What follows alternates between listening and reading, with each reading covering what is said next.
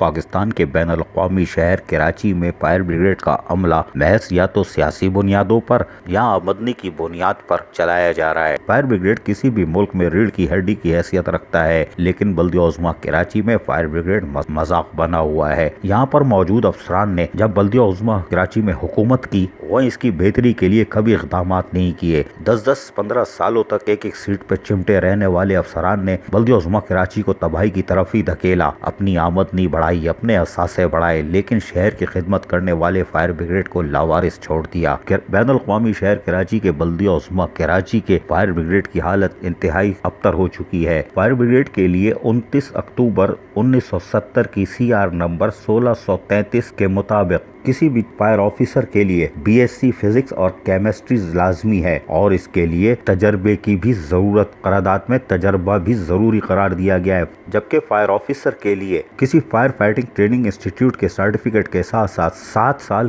کا fire fighting کا تجربہ بھی ضروری ہوتا ہے۔ یہ CR کے مطابق کہا گیا ہے، جبکہ ایک اور CR جس کا نمبر 46C 27 جون 1989 ہے، اس کے مطابق بھی پروموشن کی سینئرٹی کی بنیاد پر فائر آفیسر کو پروموشن یا ترقی دی جا سکتی ہے، اور اگر اس کی قابلیت BSc کیمسٹری وغیرہ نہ ہو، کوئی تجربہ نہ ہو، تو سینئرٹی کی بنیاد پر بھی اس کو پروموٹ کیا جا سکتا ہے۔ یہ 1989 CR ہے، جبکہ آج بلدیہ عظمیٰ کراچی میں چیف فائر آفیسر کی کال پڑی ہوئی ہے، عارضی بنیادوں پہ چلایا جا رہا ہے۔ فائر بریگیڈ کے اندر گزشتہ روز عارضی بنیادوں پر چیف فائر آفیسر تعینات کیے جاتے رہے، پھر ایک سینئرٹی لسٹ جاری کی گئی، 17 فائر آفیسروں کو اس میں شامل کیا گیا، لیکن حیران کن طور پر سینئرٹی لسٹ کے باوجود بھی موجودہ چیف فائر آفیسر جو کہ عارضی طور پر تعینات کیے گئے ہیں، موجودہ chief fire officer seniority list میں 7ویں نمبر پر ہیں۔ یہ حیران کن ہے، اس لیے کہ بلدیہ عظمیٰ کراچی میں 10 سے 15 سال بیٹھے ہوئے لوگوں نے بلدیہ عظمیٰ کراچی کے محکموں کی بہتری کے بجائے عارضی بنیادوں پر چلا کر اپنی آمدنی کو بڑھانے پر ترجیح دی، اور یہی وجہ ہے کہ فائر بریگیڈ تباہی کی طرف جاتا رہا۔ اب ایک بار پھر 10 اپریل کو ایک اور